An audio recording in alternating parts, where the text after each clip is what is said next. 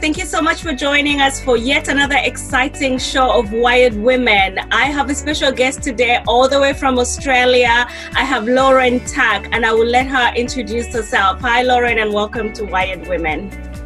Hi, Jen. It is such a pleasure for me to be here. Thank you so much. As you mentioned, my name is Lauren Tuck, and I'm a Canadian living in Australia, although I'm now an Australian citizen as well. So I am the owner-operator of Rah Rah Consulting and the Rah Rah Spirit Team. Yay! And every time you say Rah Rah Spirit Team, you have to do Spirit Team fingers.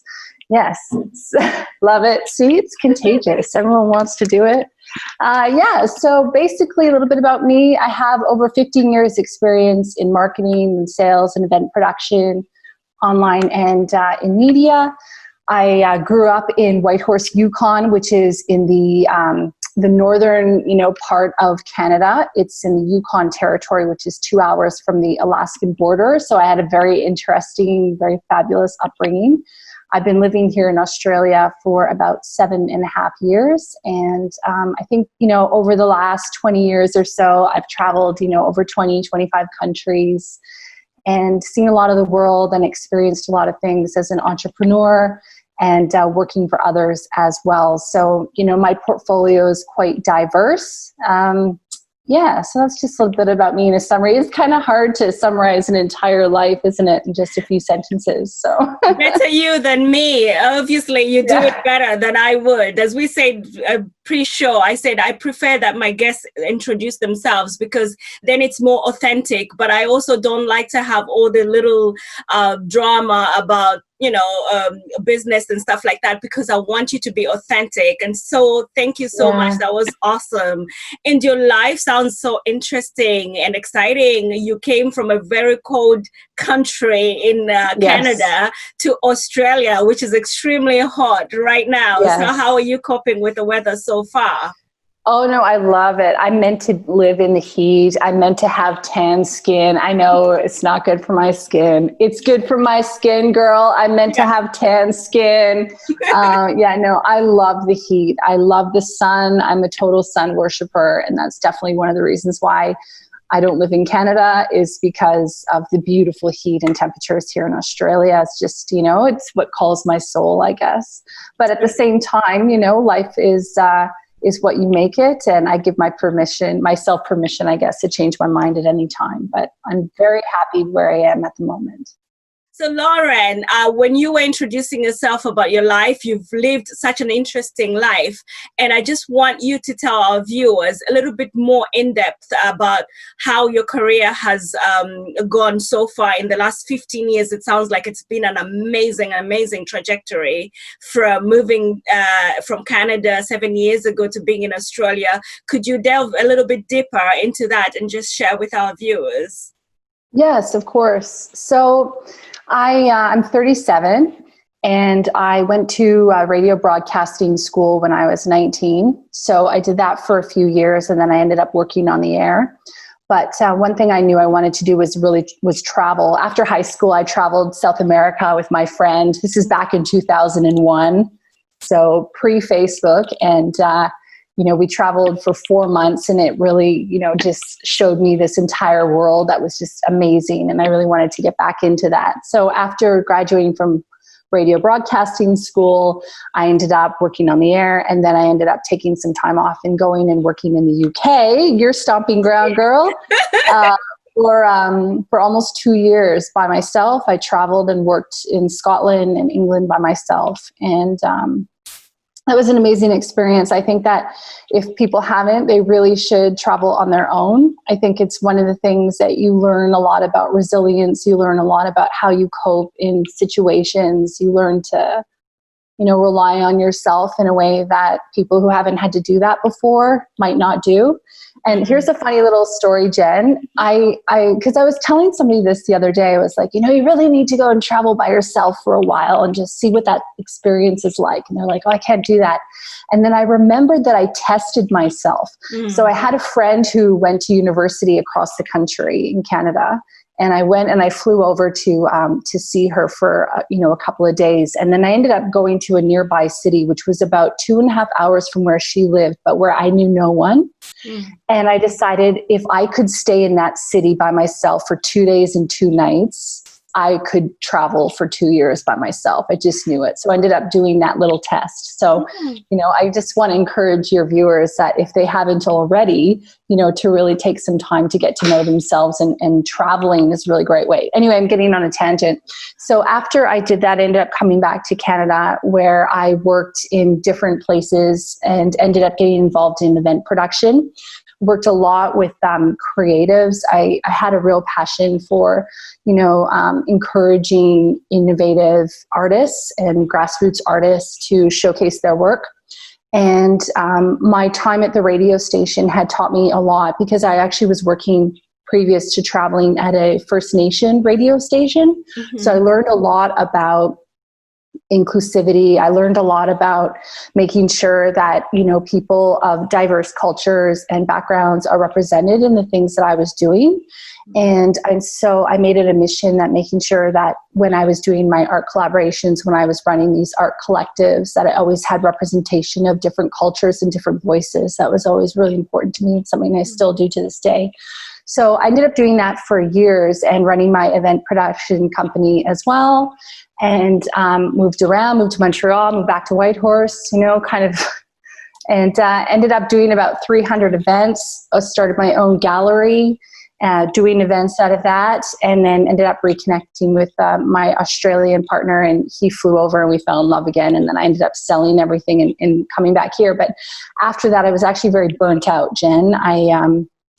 Doing over 300 events in that one period of time, which is just a couple of years, really was tiring. And as a producer as well, you're really you're organizing a lot of things all the time, but you're also pitching to everyone all the time. You're trying to, hey girl, hey guy, want to come to this show I'm doing? What's everyone doing Friday night? You want to come to this show? Blah, blah, blah, right? And, I was on social media as well a lot at that time, and I was sharing a lot about my life because I really wanted people to care about what I was doing Friday night so they would come to my events, right? And so after I ended up moving to Australia, I actually quit social media, and I took almost a 6-year break where I worked for somebody else, and worked for a big company here in Australia, news media company, and then I got made redundant at the end of March after working for that business for almost 7 years. And I knew that was my time, that I really needed to let my voice shine again and do my own thing, which is where I'm at now, launching Rah Rah Consulting and the Rah Rah Spirit team full time. So. Well, girl, thank you so much for that. That is so amazing. And I'm glad that you did go in a rant at the very beginning, because you just took out of the toolbox your superpowers. You just mentioned your attributes and what makes you you. Because I really agree with you that when you go out around the world traveling, and it doesn't have to be around the world traveling, but it can be even within a continent or within a country. I once read somewhere that people that actually travel a lot are more educated, because they tend to come across different types of people. They tend to come across and have different types of conversations that they wouldn't normally have if they were just stuck in one place. So I really like the fact that you mentioned that traveling actually creates people to actually have a more open mind, but it helps them to be more inquisitive and more inquiring, so to speak, with the things that are going on around them. So I really like that. And that's a great attribute, and it's a great recommendation for our viewers to test that, because I have traveled around the world myself a lot, probably not as much as you have, but I would call myself a globe trotter in a little teeny little way. So moving on to really digging deeper into the core values, the core belief system that you would have to have as a person that sets up a business, from being employed for nearly 7 years, doing what you've done and relocating from one country to another. That takes some doing. Do you mind sharing with our viewers what sort of mindset do you need to have to be able to achieve that, and even more so to sustain that mindset? Yeah, that's such a good one, because I love the fact that, I'm sure everyone will have different answers. And I don't think there's one right answer necessarily. It's just, getting truthful with who you are and what you're about. For me, I think that my resilience is a big deal. One of the things that I really love about myself is my ability to be resilient. So, being made redundant, some people might have taken that and thought, oh, what was me? I took that and I went, oh, well, the universe is giving me a chance here and an opportunity. And I'm not saying I didn't grieve in that time or had days where I cried. I did definitely do that, but I continued to see the silver lining. So I think resilience is a big one. I think creativity is also a big one. I think that, if you're, as an entrepreneur, if you're able to kind of sit back sometimes and look at how you can make a situation work with a creative solution, I think that could be a really big superpower as well. That's one of the things that I feel that I've always been able to be good at is, like if you told me that you wanted a different way of promoting your business, or you had a question about like how, you could innovate on some level. I feel like I'm very good at being creative and having good solutions. So that's one of the things that, and, I use my imagination a lot. So I think that's helpful. I think work ethic is really important as well. Especially as entrepreneurs, having a good work ethic is a superpower, because, nobody's here. They're not like touching your arm and going, hey girl, I noticed you've been on Facebook a little bit today. I was talking to a woman the other day, and she was saying that, she spends so much time on Facebook, it's getting in the way of her doing stuff. And I just thought, well, stop doing it. Close the browser, and I said, can you schedule in time where you look on social, and then that's it. And then you go back and you do your work. So having work ethic is really important. Motivation, I know a lot of people talk about coming back to their why and coming back to their purpose. And there's, so much to be said for that, because, when times get tough, when you feel down, when you feel, that maybe things aren't going according to plan, or things are taking a little bit longer than you'd like, coming back to your why and then feeling that motivation and focusing on that determination is super important. Those are superpowers that I definitely have. And I think that, also understanding, where you're truly at. So for me, I have no shame in saying this. I'm also, I just recently in the last few weeks started waitressing a couple nights a week. What this does for me is, and I never thought I would go back to that again, right? It's the first time in 8 years. And, but what it's done for me is it's got me out of my house. So it's got me away from just existing on the computer. So I actually have to talk to people face to face, which initially was really hard because I was feeling anxiety around that. I think just because I've been so comfortable in my own zone. So that was really good. It's also helpful for subliminal, can't say that word apparently, but it really helps me to supplement my income at the moment while I'm growing my business. So I think that as a superpower, it's really important to understand where you are at and not necessarily try to be somebody that you're not, or try to be where you're not right away. And I think that, it's a journey, isn't it, Jen? And you would know it's a journey. Yeah. Like when you have a vision, I think a superpower as well that I have as a visionary, where you take time and you think about where do I want to go and grow, and like understanding that, okay, I can't do everything right now, but I can do one step at a time that's going to take me where I want to be. Absolutely. Yeah. And so those are important things, I think, for me that are helping me to be successful and to be just a more fulfilled person, I suppose. Brilliant. Thank you so much for that. I hear you talking about resilience. Obviously, if we can zero into that, resilience obviously comes in all forms and types and shapes and all that. And I can feel that resilience, that the way you described it is like so spot on, because obviously most people feel like if you're being resilient, that means that you never actually fail. You never actually get frustrated and, like you said, cry or actually mourn or grieve Yeah. you're lost. They feel like they think that if you're resilient, that means that you're almost pragmatic, so pragmatic that you don't have even a single emotion in you. It means like you're just like a zombie. You're a type A personality who can't even feel anything. They just carry on like a robot. When in actual fact, there's time for everything. You can actually mourn, you can actually grieve, and even cry if you have to, bucket loads. Yeah. But it's don't stay down. It's getting up and starting over again, and giving it that welly to do it better the next time. I like that.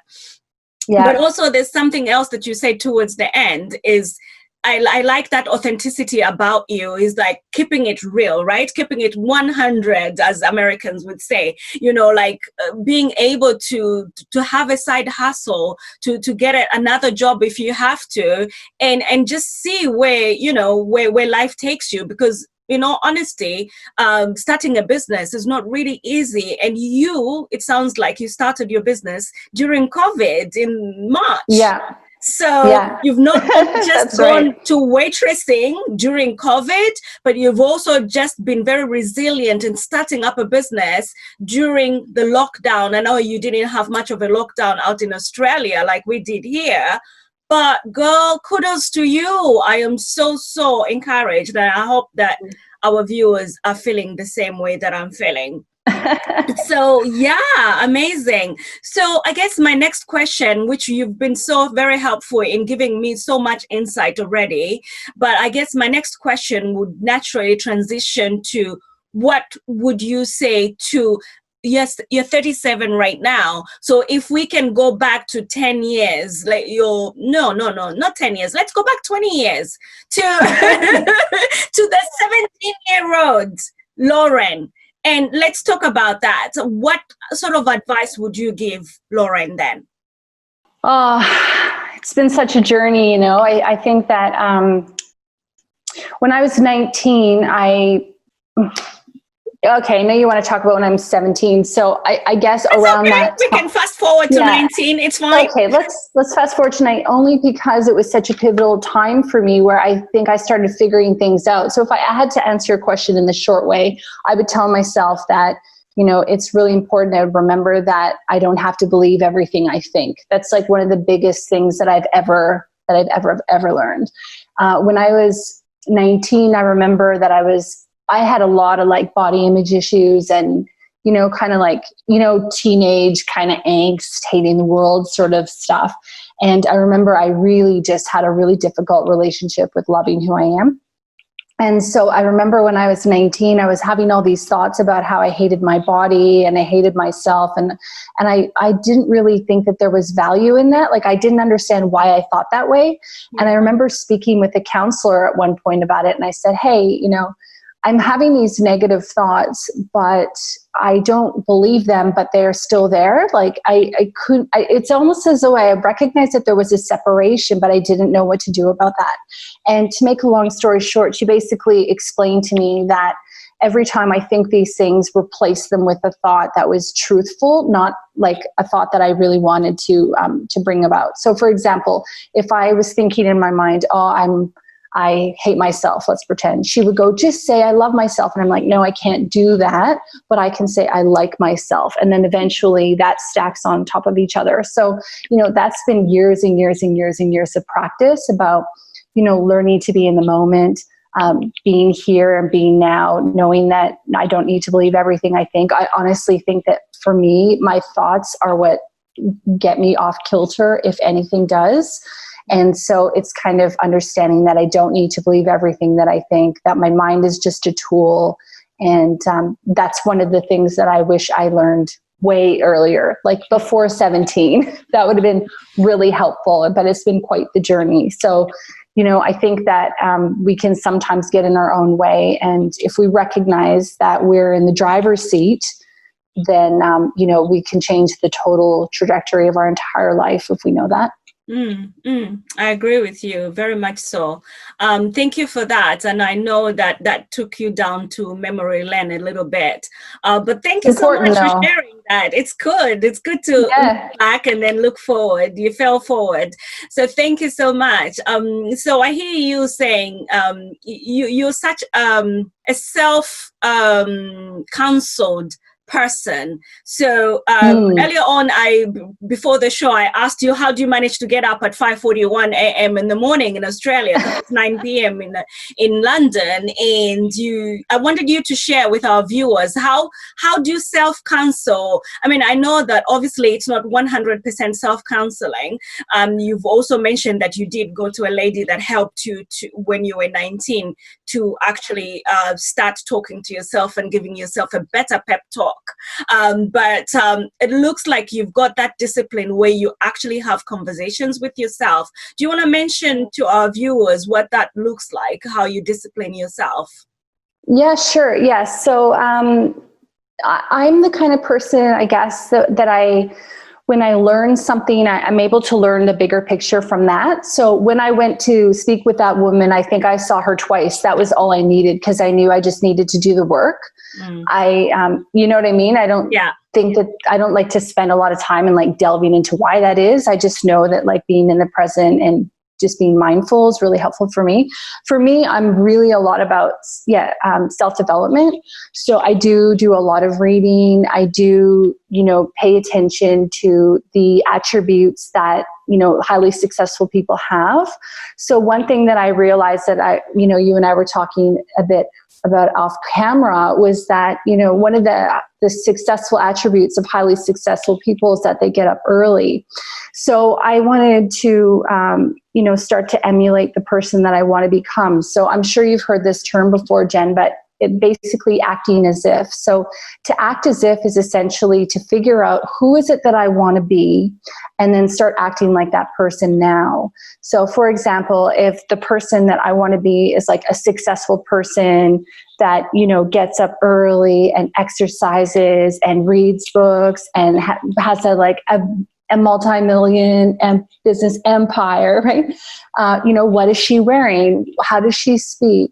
How does she act? What is she doing for herself to get her in that mindset? So I have never been a morning person. I have always been a person who loves the night. I love staying up late. I love sleeping in, especially when I was working as a producer in events. I would often go to bed at 2 a.m. and get up at 9 or 10. Okay. So it's just, so that was just always normal for me. And then when I started working for a corporate company, when I moved over here, I realized that I needed to be at work at 8 o'clock. So I started getting up early, but it wasn't until last year that I started getting up even earlier. So I get up now around 5:20. One of the things that I noticed about myself is that I always have hit snooze forever. So I put my phone across the room. So I need to physically get up to turn it off. So that's a hack that I did. Also going to bed on time. So I know that I need to be in bed pretty much asleep around 10 to be able to do that. And then I think also just getting true with where you are. So for me, getting up at 5:20, I still need like 45 minutes to an hour to properly wake up. So I'll, check the news, I'll check my WhatsApp, talk to my family, or I'll do, whatever on my phone, or I'll read, do anything like that. And then what I've started doing as well since COVID started is I've also started running. So believe it or not, I'm not a runner. I never thought that was something that I would do. And then all of a sudden now I'm running anywhere between, 15 and like 22K a week. So it's just, again, it comes back to, I guess, your determination and your desire to want to be great. Mm-hmm. And I think that for me, I want to be the best version of myself that I can be. And it doesn't mean that I'm perfect. It doesn't mean that I don't make mistakes. It doesn't mean that I don't have things that I'm working on. I have things that I'm working, trust me on that. But it's a work in progress. It's just about being kind to yourself on your journey and knowing that, I think Maya Angelou said that when you know better, you do better. Yeah. And so it's like desiring a better outcome for yourself. So, acting as if is important. So if I went shopping, I would think about, well, what does a woman who owns an empire wear? And I would buy those clothes because that's who I'm shaping myself into being that, right? Thank you so much for sharing that with me. It's so amazing. Your journey has been such an awesome journey. I would sit here all day and just listen to you.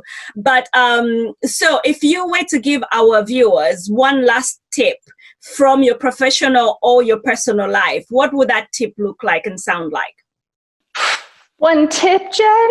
You can do 2 tips. It's up Can to I you. do 25? So number 1, you're allowed to change your mind at any time. Yeah. So no matter how far you've gone the wrong way, turn around and go back. Just because, you're doing something, you're running a business, you've chosen a brand color, you've moved in with someone, you've moved somewhere, if it's not working for you, you do not have to continue to do that. You have free will. This is your one chosen beautiful life. You know what I mean? And you can decide at any moment to just change it. And if somebody doesn't know what to do, one of the biggest things that I like to recommend is you just sit there and you think, okay, if I'm going to do this, how do I feel in my body? If I'm going to do this, how do I feel in my body? The choice that makes you feel lighter, even if it's a tough one, that's often the right choice for you. So I would really recommend to people that they are allowed to change their mind. As far as business goes, you do not need to do everything at once. You can do one thing and then move on to the next thing. Play the long game. Try not to do everything at the same time. Now, that being said, I am running 3 podcasts and my membership, and I'm very aware that I'm, telling you not to do everything at once, but I felt called to do all the things that I am doing. So, if you are going to do many things at one time, time management is key. Making sure that you recognize that not all your tasks are equally important. Sometimes we like to focus on task A because it's fun, but task B is the one that's going to advance our business forward. So I think that's super important as well, is recognizing that, your limitations and yeah. So I guess if I had to narrow it down, those are a couple of tips. Thank you so much for that. I'm sure our viewers would so much appreciate that. However, that's not the end of the world, because I would like to ask you to share with our viewers any place, contact information where they can find you if they want to learn more and they want to get more of that sauce that you just shared, the juicy sauce that you just shared. I'm sure there's more where that came from. How can they contact you? Yeah, so basically Rah Rah, RAH consulting.com is my website. You can find me on Instagram, on Pinterest, on Facebook, on Twitter, although I'm not really on there very much. Those are probably, some of the best places to get me. Amazing. Thank you so much for that. So it's been such a pleasure and a joy having you on the show. I'd love to speak to you longer, like I said before, and to have you again on the show for us to continue this conversation. Hopefully in future, it would be more about you talking about your business than talking about yourself, because this has been just an introductory series where we get to meet our guests, our wired women, and then we'll delve deeper in future conversations to learn more about what you do, what makes you a thought leader, and what makes you a wired woman. So thank you so much, Lauren, for being on the show with me today. Thank you, Jen. That's been great. I really appreciate the opportunity. Amazing. Thank you. And you have a very good morning out there in Australia now. I will. Spirit. Let's do the spirit thing. Spirit fingers.